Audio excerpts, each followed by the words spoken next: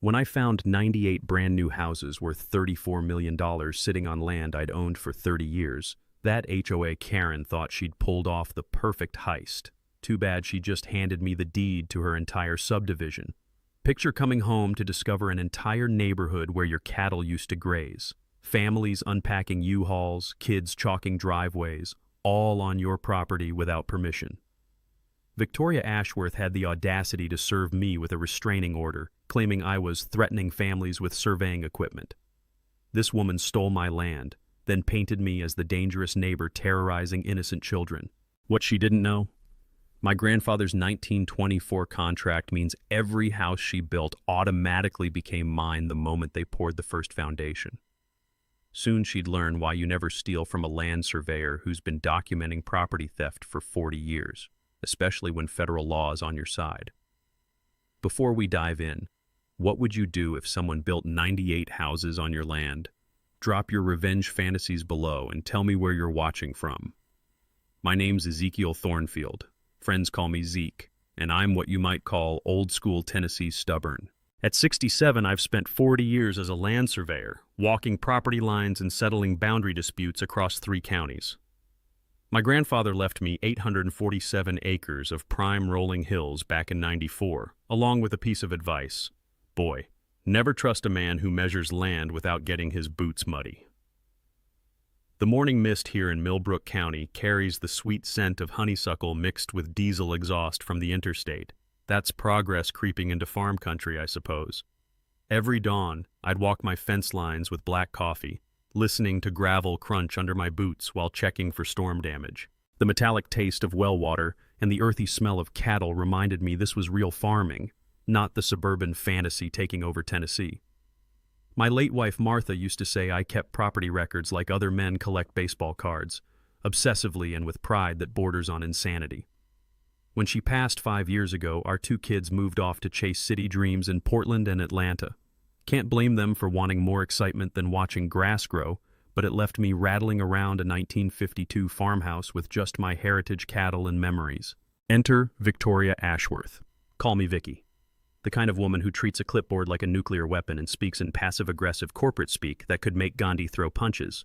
At 52, she's mastered that suburban HOA president look, blonde highlights fresh from the salon, white Lexus SUV detailed weekly, and the dead-eyed smile of someone who's reported neighbors for having the wrong shade of mailbox.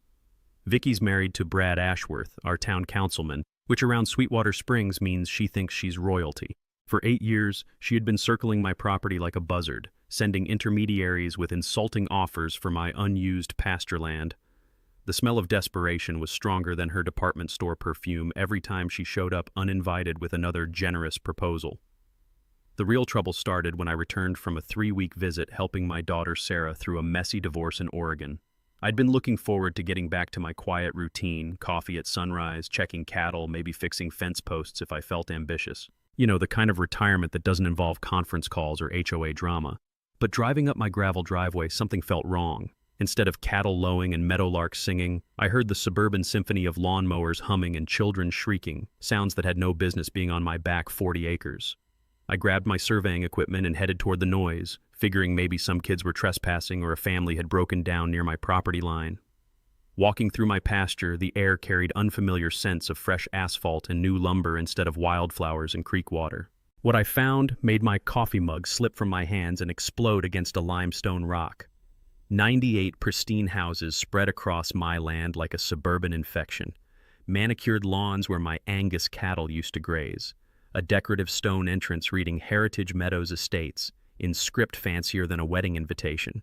Families unpacking U-Hauls. Kids drawing chalk masterpieces on driveways. Golden retrievers chasing tennis balls. The whole American dream package built on every acre of my back pasture. I stood there gawking like a tourist, wondering if I'd somehow driven to the wrong county. But there was my grandfather's oak tree with Martha's initials carved in the bark. There was Willow Creek where I'd learned to fish. This was definitely my land, but somebody had turned it into suburbia without bothering to ask permission. That's when Vicky materialized in a golf cart wearing an official HOA badge, rolling toward me like she owned the place. Which, judging by her smug expression, she absolutely believed she did. "Excuse me, sir," she announced in that syrupy tone that immediately made my jaw clench. "This is private property, Heritage Meadows is a gated community for residents and invited guests only. I looked around at my trees, my creek, the land where my grandfather taught me to respect property boundaries, and realized I was about to get a masterclass in small-town corruption. "Ma'am," I said, keeping my voice steady despite wanting to explode, "I think there's been some kind of mistake. This is my property.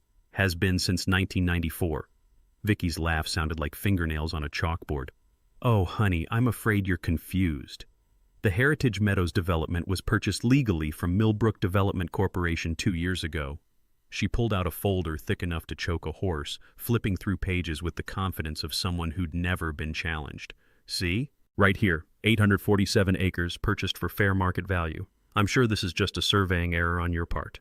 The condescension in her voice made my blood pressure spike, but 40 years of dealing with property disputes taught me to document everything and stay calm when someone's trying to rob you blind. "Mind if I see those documents?" "I'm not legally required to share private HOA business with trespassers," she sniffed, clutching that folder like it contained nuclear launch codes. "But I'll tell you what, I'm feeling generous today. These families have children starting school in 2 weeks. Surely we can work out some arrangement that doesn't disrupt their lives." That's when I knew this wasn't a mistake. This was a con job wrapped in suburban righteousness. 3 days later, Deputy Mike Ashworth knocked on my door with papers and a smirk that told me everything about getting fair treatment in this county. The restraining order claimed I'd trespassed on Heritage Meadows property and threatened residents with surveying equipment in a menacing manner. Apparently, carrying a measuring tape now qualified as brandishing a weapon.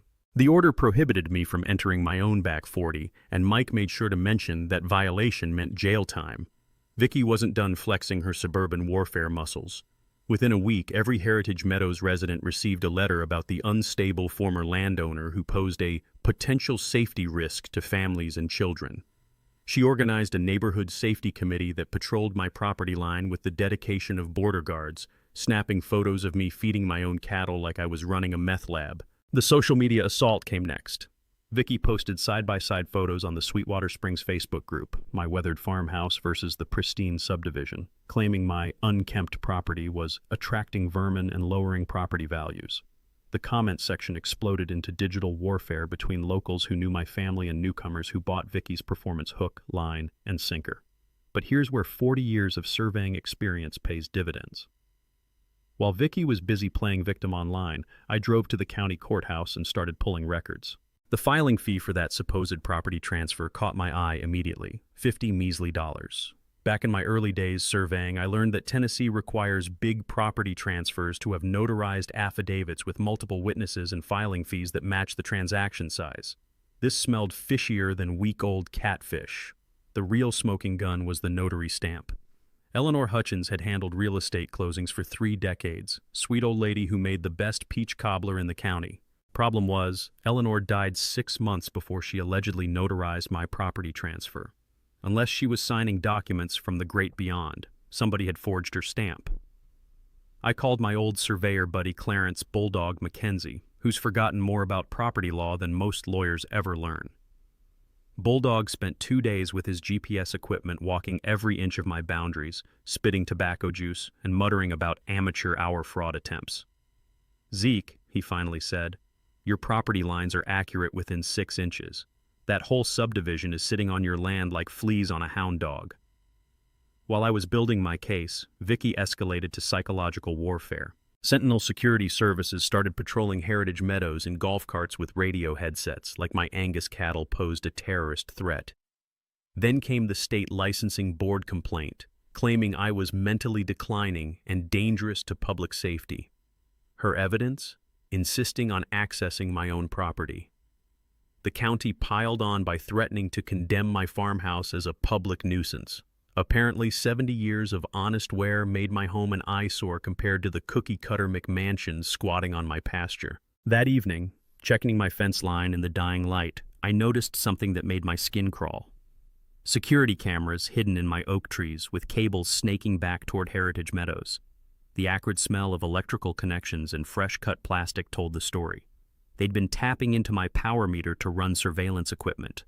Years ago, I'd helped a client catch copper thieves using an electromagnetic field detector from the hardware store, and the same technique revealed months of unauthorized monitoring. I sat in Martha's garden as crickets chirped and the scent of her climbing roses filled the evening air, wondering if I should just take whatever money Vicky offered and retire somewhere warm. Then I remembered my grandfather's words after the railroad company tried to steal our mineral rights back in '89. Son, when someone tries to steal your land, they're not just taking dirt, they're stealing your family's history. Martha had agreed, writing in her journal that night, Zeke never backs down from protecting what's right. Time to honor that legacy. 2 weeks later, Vicky pulled her media card. Channel 7 News rolled up to Heritage Meadows like they were covering a presidential assassination, complete with satellite truck and enough camera equipment to film a Hollywood movie. The story?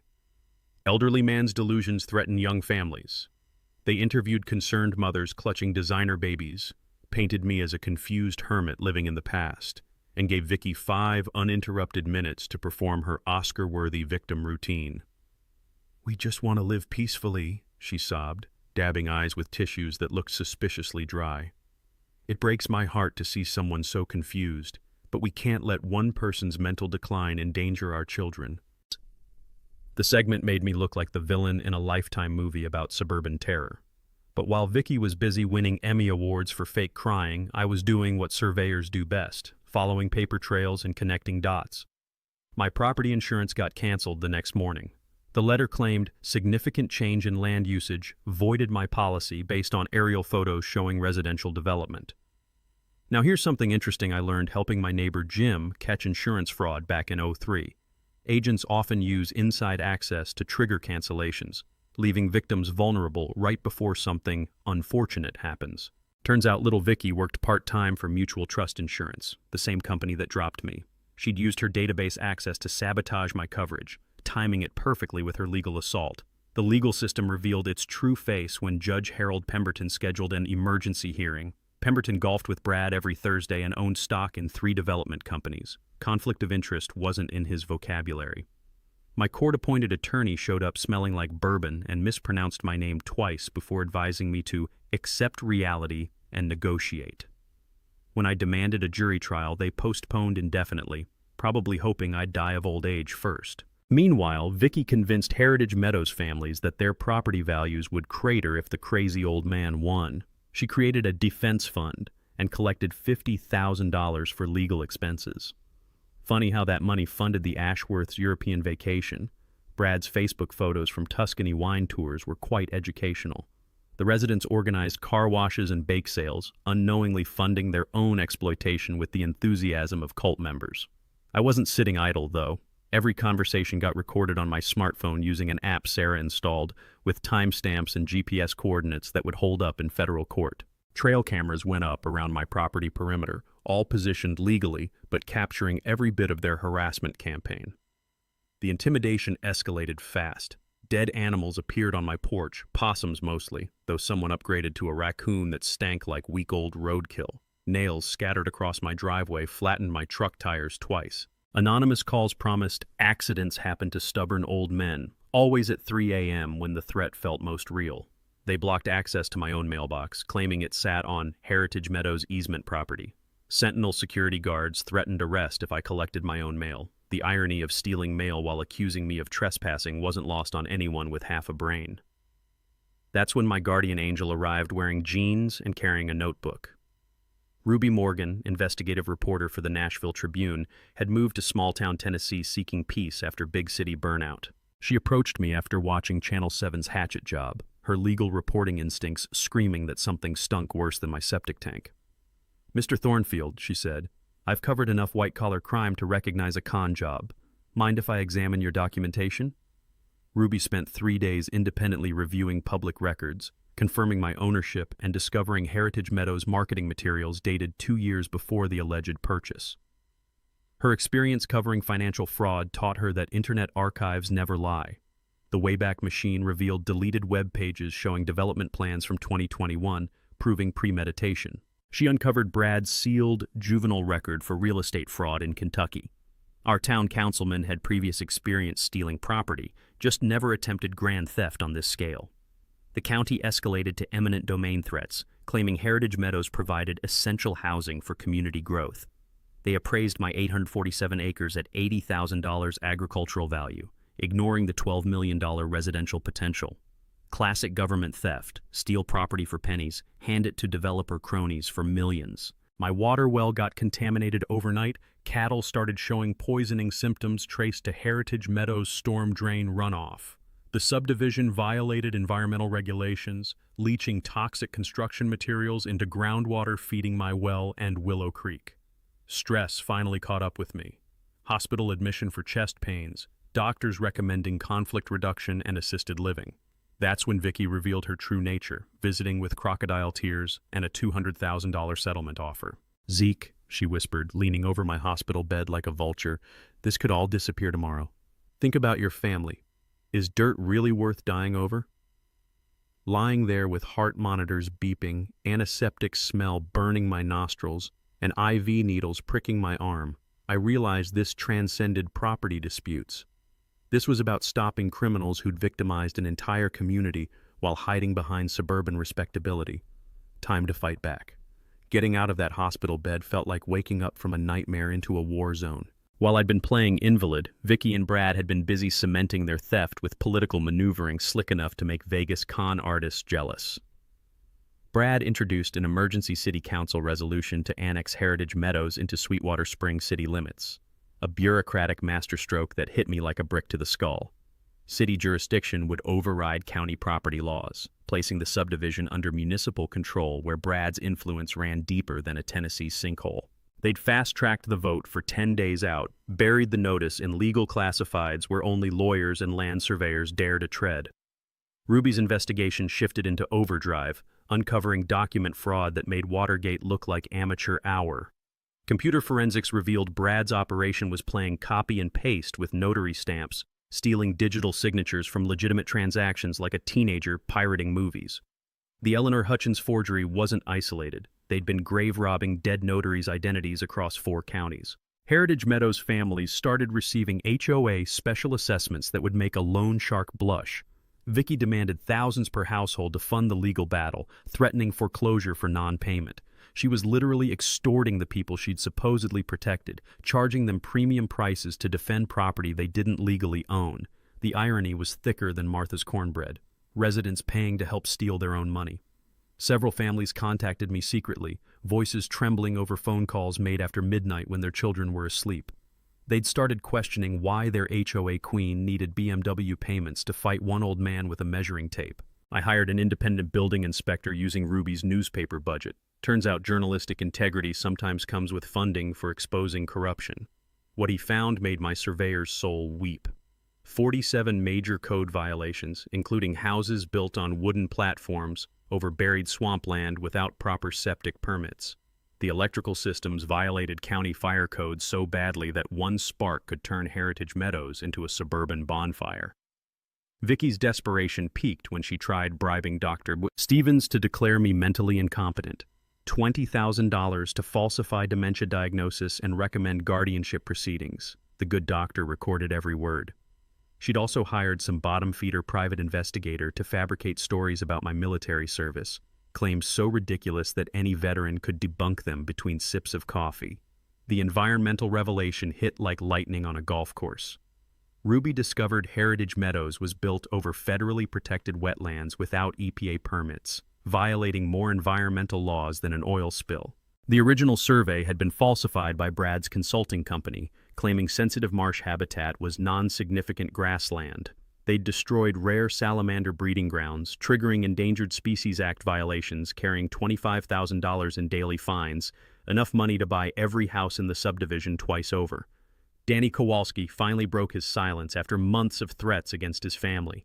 The former construction foreman provided copies of the real environmental survey plus photos of Brad ordering crews to dump concrete over protected wetlands. Danny had quit rather than participate in environmental destruction, then endured harassment for having a conscience, apparently a rare commodity in the construction business these days. Ruby's financial investigation traced Heritage Meadows funding through more shell companies than a 3-card Monte game, connected to overseas accounts that screamed money laundering louder than a tornado siren.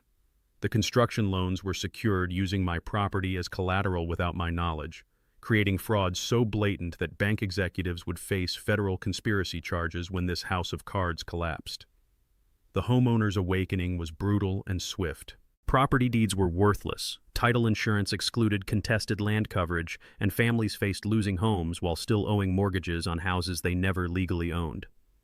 Secret resident meetings sprouted like mushrooms after rain, discussing class action lawsuits against the people who'd sold them the American dream built on environmental disaster. Vicky announced a Heritage Meadows Family Festival to demonstrate community support, her final desperate play for public sympathy. Politicians, law enforcement, and media were invited to witness how normal families were being terrorized by one disturbed neighbor. She'd scheduled the festival for the same day as the city council annexation vote, planning to pressure politicians with images of children enjoying bounce houses while the crazy old farmer tried to steal their homes. But two can play the timing game. Ruby coordinated federal EPA inspectors to schedule their wetlands investigation for Festival Day. Danny agreed to testify about environmental cover-ups. I'd compiled evidence packages showing the full fraud scope, including my grandfather's 1924 railroad contracts that these amateurs never researched. The stage was set for a showdown that would expose 2 decades of corruption in front of half the county. The sweet smell of barbecue smoke and cotton candy would soon mix with the acrid stench of burning lies. Vicky thought she was orchestrating a public relations victory to cement her theft. Instead, she was about to learn why you never steal from a man who documents every square inch of dirt in 3 counties. Festival Day was coming, and I planned to give Heritage Meadows a celebration they'd never forget. Ruby's phone call at 6 a.m. 3 days before the festival changed everything. "Zeke, get down to the courthouse basement right now. I found something that's going to blow this case apart like dynamite in a henhouse." I drove through morning fog, thick as Martha's gravy, my heart hammering harder than a teenager's first date. Ruby met me at the courthouse back entrance, wild-haired and clutching coffee-stained papers like she'd discovered the Holy Grail buried under decades of bureaucratic dust. "The railway archives," she gasped, dragging me down creaky wooden stairs into a basement that smelled like mothballs and forgotten promises. I was researching easement law for another story when I stumbled across these beauties. She spread yellowed documents across a table under fluorescent lights that flickered like dying lightning bugs. Original 1924 railroad easement contracts, sealed in manila envelopes that hadn't seen daylight since Eisenhower was president. The musty paper crackled under my fingers like autumn leaves, and suddenly I could hear my grandfather's voice echoing through 9 decades.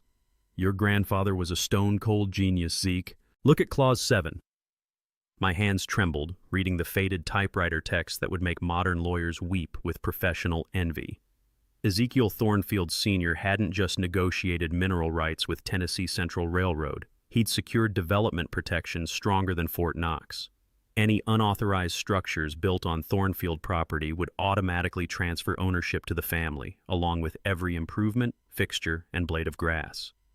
"Sweet mother of pearl," I whispered, tasting the metallic tang of shock in my mouth. Grandpa saw this coming a century ago. The contract language was ironclad. Unauthorized construction automatically voided competing land claims and transferred all improvements to the rightful owner. Filed with the Federal Railway Commission, it carried jurisdiction that made state property law look like suggestions scrawled on napkins.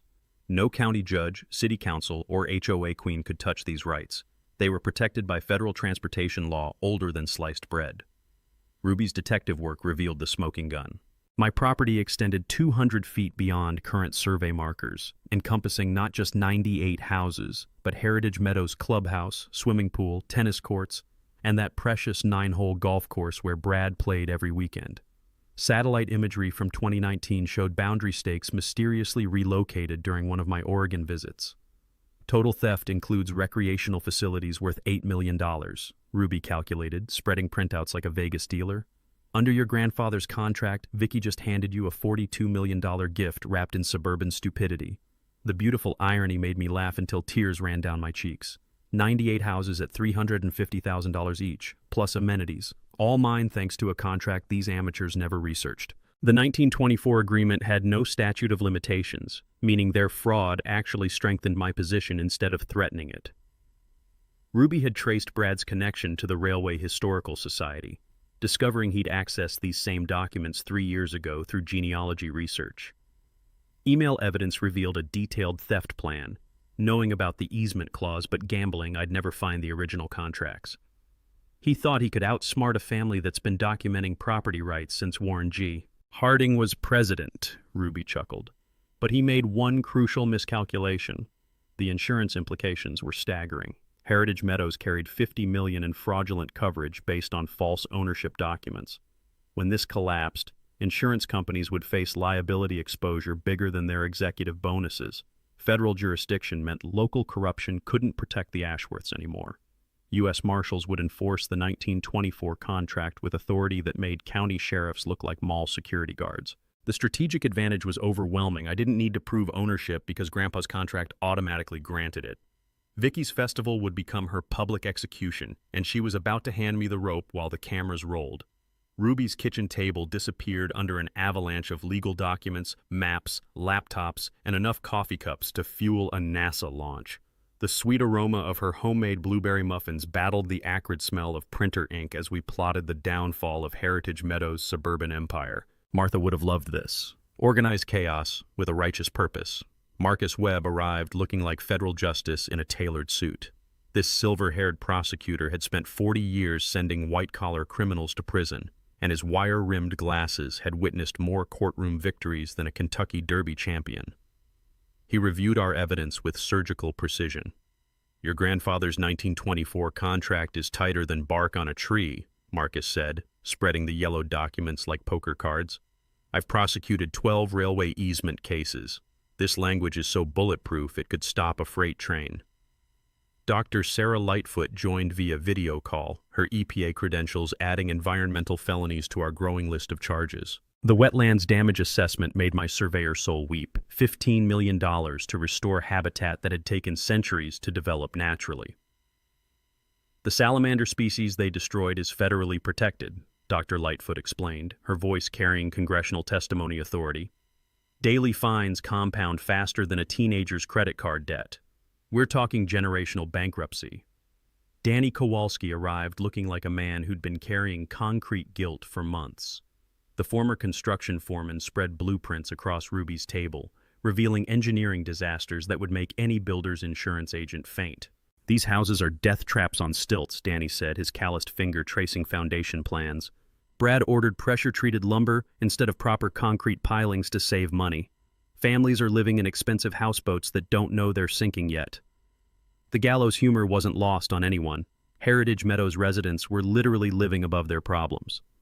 Patty Goldman, our forensic accountant, connected financial dots with the enthusiasm of someone who'd found buried treasure in Excel spreadsheets. Her laptop displayed money trails that looked like spaghetti art created by drunken toddlers. Total fraud exceeds 89 million, Patty announced, each number landing like artillery shells. They pre-sold 150 lots using fake ownership documents. Bernie Madoff would be impressed by this Ponzi scheme's ambition. Ruby orchestrated media strategy with military precision, marking our whiteboard timeline like D-Day invasion plans. EPA inspection at 11 during opening ceremonies, federal marshals at 1 during face painting. My story goes live at 2 when families check phones over barbecue. The coordination impressed even my surveyor's love of detailed planning. EPA handled environmental crimes, FBI covered financial fraud, and U.S. Marshals would serve papers that local corruption couldn't touch, like watching a Swiss watch designed by angry federal agents. My biggest concern was protecting innocent families caught in Vicky's web. Marcus had researched victim compensation programs while I developed fair rent-to-own agreements for residents who wanted to stay. These people bought the American dream from professional liars, I insisted, tasting the metallic determination that meant no compromise on principles. We'll expose the criminals without destroying the casualties. Technology deployment turned Ruby's journalism team into a documentary crew. Discrete recording equipment, live streaming capability, and evidence collection systems would capture every moment for federal prosecution and social media transparency. The decoy operation required acting skills I didn't know this old surveyor possessed. I'd pretend to negotiate with Vicky during the festival, keeping the Ashworths distracted while federal agents positioned like chess pieces around Heritage Meadows. Reverend James Mitchell provided moral authority that small-town corruption couldn't dismiss. His Methodist church would shelter displaced residents while his historical knowledge about the Thornfield family's century-long community presence gave weight to our cause. Professional exhibits prepared for media would tell the story without words. Before and after photos of wetlands destruction, side-by-side forgery comparisons, and water contamination evidence would make evening news editors weep with journalistic joy. Backup plans covered every nightmare scenario from local interference to flight risks. Evidence lived in multiple secure locations. Civil rights attorneys stood ready for retaliation, and 3 national news networks had contacts warming up for potential coverage. The evening before Festival Day, I visited Martha's grave as sunset painted the sky colors she'd loved, soft purples and golds that reminded me why this land mattered beyond money or property rights. Her journal entry from our 20th anniversary echoed in memory. Zeke fights for what's right, not what's easy. Kneeling beside her headstone, breathing the sweet scent of honeysuckle that grew wild around her resting place, I made a promise. Tomorrow would expose 20 years of corruption while protecting families who'd been victimized by their own dreams. Vicky had planned a festival to celebrate her theft. Instead, she was about to host the most expensive public confession in Tennessee history, served with a side of federal justice and broadcast live for anyone with internet access. The irony tasted sweeter than Ruby's blueberry muffins. Festival morning arrived with the kind of picture-perfect weather that made Vicky believe God himself endorsed her suburban theft.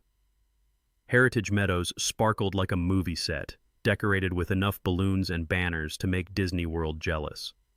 The smell of barbecue smoke and cotton candy mixed with fresh-cut grass created an atmosphere of wholesome family fun that would have been heartwarming if it wasn't built on decades of fraud. Vicky had pulled out every manipulation trick in the suburban playbook. Children's choirs performed at the opening ceremony, local politicians gave speeches about protecting family values, and media cameras focused on sympathetic families while carefully avoiding the federal agents positioned discreetly around the festival grounds like well-dressed wolves. The night before, someone had cut my internet and phone lines, amateur hour intimidation that made me laugh harder than a Three Stooges marathon. My truck tires got slashed again, and a threatening note appeared on my windshield promising, "Accidents happen to stubborn old fools." Ruby's car got vandalized with spray paint reading "Media Lies" in letters that looked like a kindergartner's first attempt at rebellion. Brad had called an emergency city council meeting for Saturday morning, pushing the Heritage Meadows annexation vote with the desperation of a used car salesman on the last day of the month. 3 council members received anonymous $10,000 donations the day before. Ruby's cameras caught the cash handoffs in parking lots like some low-budget spy movie. My bank accounts got frozen Friday afternoon, supposedly due to suspicious activity and money laundering investigation. The bank manager, Brad's brother-in-law, refused to explain specifics beyond bureaucratic double talk that would make a tax attorney proud. Suddenly, I couldn't access funds for legal fees or groceries, financial warfare designed to force surrender through starvation. Vicky cranked up the family manipulation, telling residents I planned to bulldoze houses immediately after winning, leaving children homeless before school started. She created fake social media profiles spreading rumors about my mental health with the dedication of a teenage cyberbully. Heritage Meadows parents organized protective patrols around the subdivision like their children faced invasion from one old man with surveying equipment. The construction evidence destruction began overnight. Crews arrived with truckloads of clean soil to cover contaminated areas, attempting to hide environmental violations before EPA inspection. Danny documented the cover-up with hidden cameras, capturing federal obstruction of justice that carried 5-year prison sentences. Brad contacted state environmental officials claiming Ruby's investigation was fake news, arranging for a friendly local TV station to interview concerned residents about media harassment. Social media bots flooded Heritage Meadows posts with supportive comments that read like they were written by the same person using a thesaurus. Vicky hired Nashville's most aggressive law firm, filing a $50 million defamation suit against Ruby and her newspaper. They demanded retraction of all fraud stories and attempted to get injunctions blocking Festival Day coverage, basically trying to win through legal intimidation what they couldn't accomplish through actual innocence. Someone tipped off EPA inspectors about security threats at the festival, filing anonymous complaints about federal overreach and bureaucratic harassment of working families. Brad's political connections pressured EPA to delay investigation, playing jurisdictional games that would make constitutional lawyers weep. The community split down the middle like a badly designed subdivision. Longtime residents chose sides based on decades-old grudges, local businesses faced boycott threats for supporting either party, and the Chamber of Commerce divided faster than divorce proceedings. Private security increased around Heritage Meadows, with guards following Ruby while she worked, unmarked cars parked outside my property overnight, and harassment campaigns that included construction noise starting at 6 every morning. The smell of diesel exhaust and dust became constant reminders that Vicky would destroy the peaceful countryside to protect her theft. Danny Kowalski received death threats complete with family photos marked with red X's, witness intimidation that crossed federal lines into terrorism territory. His employer got pressured to fire him for unreliable behavior, forcing FBI to place Danny in witness protection. Vicky's desperation reached pathetic levels when she contacted my adult children in Oregon and Georgia, claiming their father was having a mental breakdown and suggesting guardianship proceedings to protect his assets. She implied I was dishonoring Martha's memory by fighting for family land, psychological manipulation that would make cult leaders take notes. The insurance scam exposure came when Ruby discovered Heritage Meadows policies were printed on stolen letterhead from legitimate companies. Residents' homeowner insurance would be denied because the policies never existed, leaving families facing financial disaster without coverage. Brad filed emergency motions to halt federal investigation, court shopping for friendly judges, and claiming agencies lacked jurisdiction over local property disputes. He submitted dozens of procedural motions designed to delay and confuse, procedural warfare that made tax code look simple. Festival Day crystallized into the final battleground where truth would face suburban lies under bright Tennessee sunshine. Media crews arrived like cavalry reinforcements, federal agents positioned discreetly, and community tension reached breaking point. The sweet smell of funnel cakes and the innocent laughter of children would soon mix with the bitter taste of exposed corruption and federal justice served cold. Festival Day morning broke with the kind of oppressive humidity that makes Tennessee summers legendary and tempers shorter than a roadside firecracker. Heritage Meadows looked like Norman Rockwell's fever dream, red, white, and blue bunting draped over stolen land, children's laughter echoing across wetlands that had been murdered for suburban sprawl. Vicky orchestrated her final performance at the festival gazebo, staging a public settlement meeting with all the subtlety of a Broadway musical. She'd brought microphones, speakers, and an oversized cardboard check for $300,000, playing to cameras like she was accepting an Academy Award for Best Supporting Victim. "Ladies and gentlemen," she announced to the gathering crowd, dabbing her eyes with tissues that looked suspiciously dry, "I'm here to demonstrate how reasonable people can resolve conflicts without destroying families." The oversized check fluttered in the breeze like a surrender flag made of lies. I played my part in this theatrical farce, pretending to consider her offer while federal agents positioned around the festival like pieces on a chessboard. The smell of barbecue smoke and cotton candy couldn't mask the metallic taste of justice approaching faster than a summer thunderstorm. Dr. Sarah Lightfoot arrived discreetly during the children's puppet show, carrying EPA testing equipment disguised in a family picnic basket.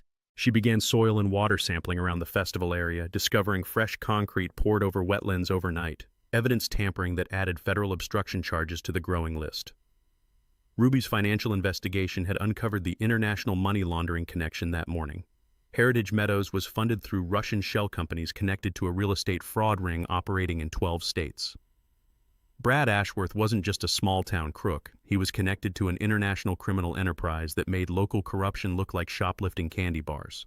Maria Santos, the elementary school teacher who lived in Heritage Meadows with her 2 young daughters, approached Ruby during the face-painting activity.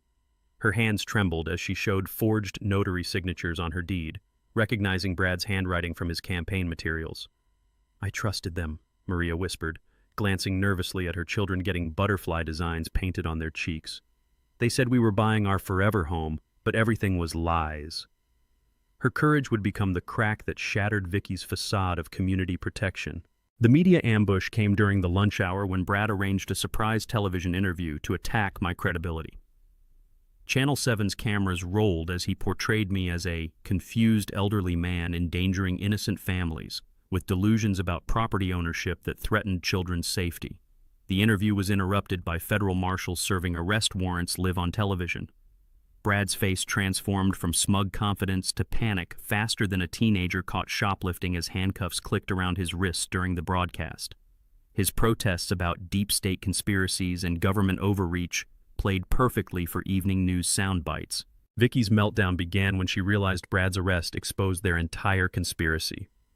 Standing beside the bounce house where toddlers played innocent games, she started screaming at federal agents about constitutional rights and government persecution. Her accusations that EPA was part of a liberal conspiracy against honest Americans got recorded by dozens of phones, creating viral social media content that destroyed any remaining credibility. Ruby's newspaper released the complete evidence package online while families ate barbecue and checked their phones. Interactive timelines showed 4 years of fraud conspiracy, financial records proved international money laundering, and document comparisons revealed systematic forgery. The internet moved faster than small-town gossip, spreading truth that couldn't be contained by local corruption. Reverend Mitchell organized an emergency resident meeting at the Methodist Church, providing sanctuary for displaced families while legal aid volunteers offered free consultation. Local businesses stepped up with job offers for residents facing financial crisis, proving that genuine community spirit could survive suburban cancer. EPA testing revealed groundwater contamination affecting the entire area, forcing immediate evacuation of Heritage Meadows families to local motels at federal expense. The water supply was declared unsafe, and cleanup estimates reached $25 million for environmental restoration that could take decades. U.S. Marshals secured Heritage Meadows as a federal crime scene, giving residents 48 hours to remove personal belongings before evidence collection began. The subdivision that had represented stolen American dreams became a monument to the consequences of greed disguised as community development. The corruption web unraveled faster than cheap yarn. County Sheriff Mike Ashworth got arrested for accepting bribes, 3 city council members faced federal charges for money laundering, and the bank president was indicted for mortgage fraud. FBI opened investigations into all Ashworth business dealings, discovering systematic theft spanning 2 decades. Vicky's desperate flight attempt came as federal agents tightened the noose. Airport security caught her at Nashville International with suitcases containing $2.3 million in bearer bonds, claiming the money was retirement savings despite no legitimate income source. The bonds traced to Cayman Islands accounts connected to the Russian money laundering network. National media trucks arrived as the story gained momentum, transforming a small-town festival into a circus of justice that would make constitutional law professors assign case studies for years. Social media hashtags, #HeritageScam and #JusticeForZeke trended nationally, proving that authentic David versus Goliath stories still captured American hearts.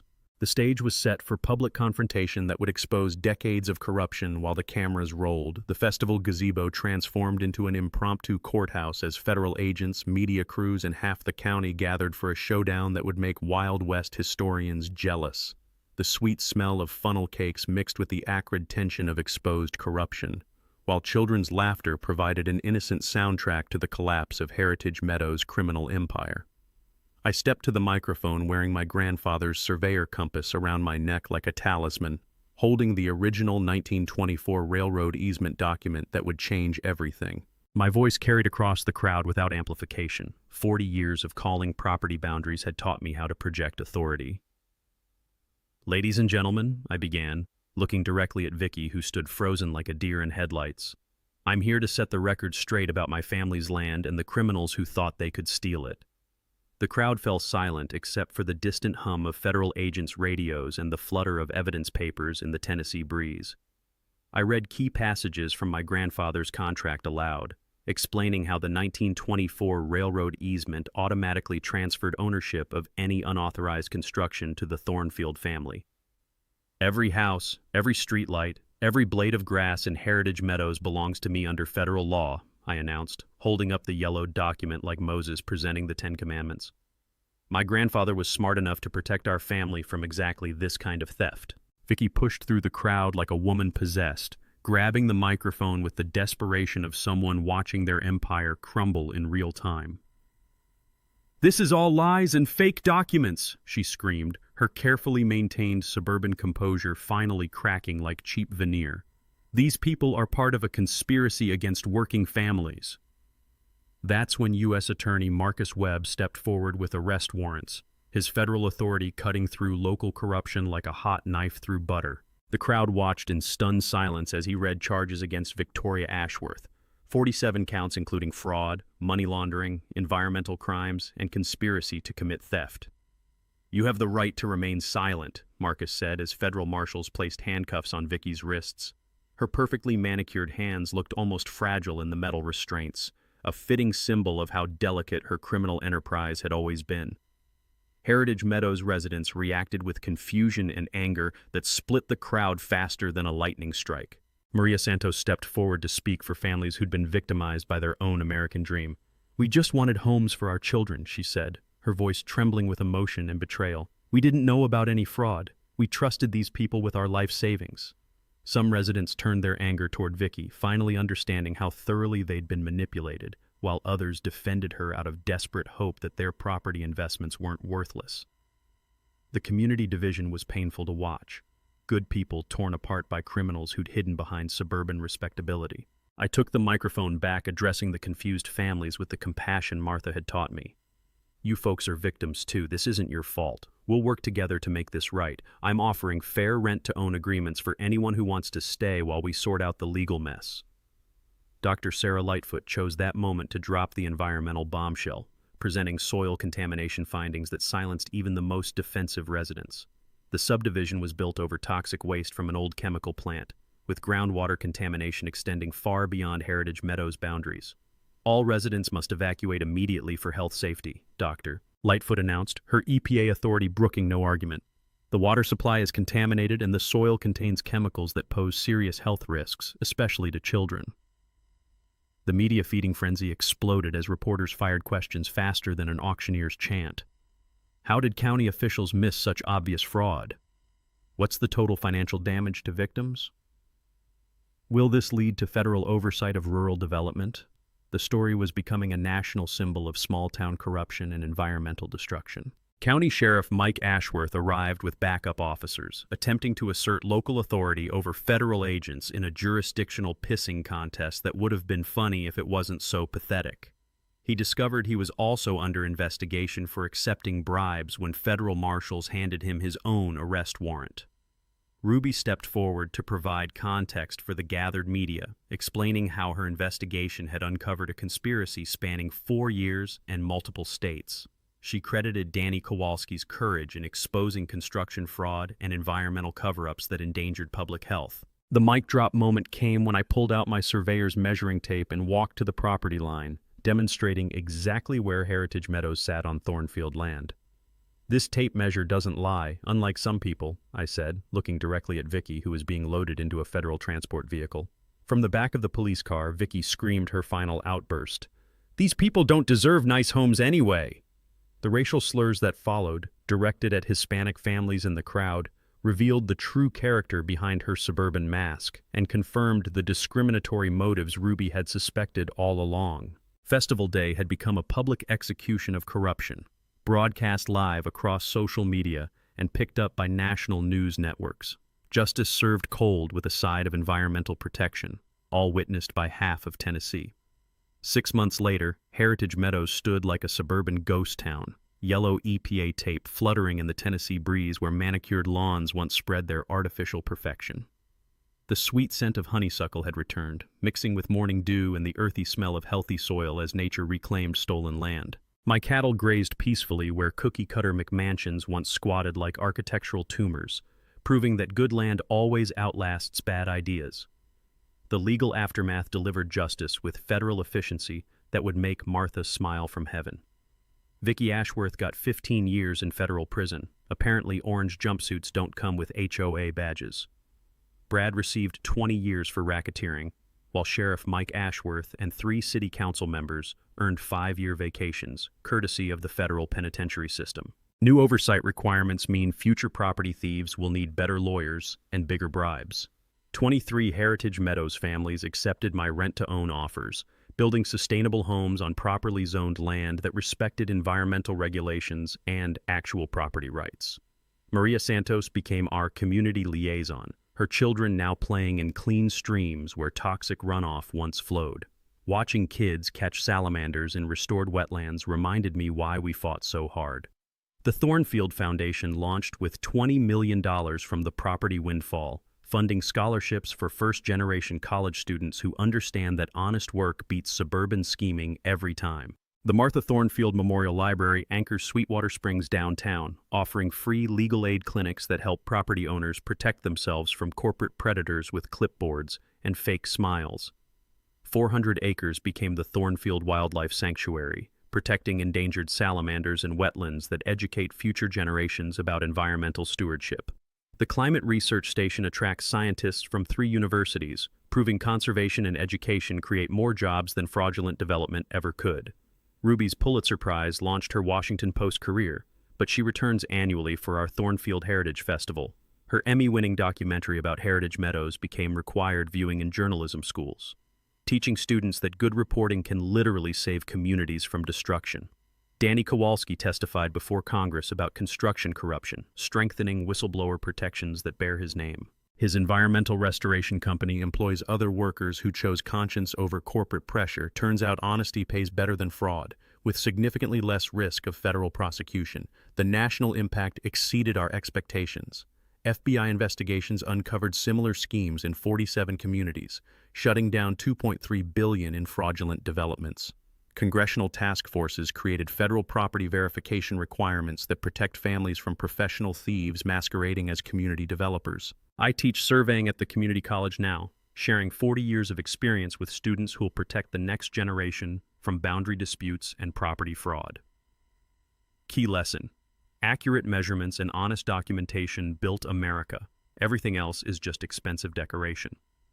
Our annual Heritage Festival celebrates authentic local history with crafts, music, and storytelling that honor genuine community values. Former enemies collaborate on planning committees, proving shared purpose heals divisions created by greed faster than any therapy session. Environmental recovery exceeded our wildest hopes. Endangered species return to restored wetlands. Educational boardwalks allow school groups to study ecosystem recovery, and research data helps farmers adapt to climate change while protecting sensitive habitats. The metallic taste of morning mist over healthy wetlands beats suburban chlorine any day. Personal healing came like Tennessee sunrise, gradually, then suddenly, painting everything in colors Martha loved. I visit her grave each evening, reporting community progress and scholarship recipients who benefit from our stand against corruption. Her journal's final entry still guides me. Zeke fights for what's right, not what's easy. Here's what this taught me. Standing up for what's right often means standing alone initially, but honest documentation and principled allies attract good people to your cause. My grandfather understood that land represents responsibility to future generations who deserve better than environmental destruction disguised as progress. Property rights matter because they protect families from predators who exploit the American dream for profit. When someone tries to steal your land, they're stealing your family's history and your children's future. Have you battled HOA nightmares or property disputes? Share your story in the comments below. Your experience might provide the courage another family needs to fight back against professional thieves hiding behind community development. Together, we can expose fraud before it destroys more families. Subscribe to HOA Stories for more tales of ordinary people defeating extraordinary corruption. Your support helps us investigate small-town fraud, proving that justice prevails when honest folks unite against suburban schemes and environmental destruction. Thanks for watching HOA Stories.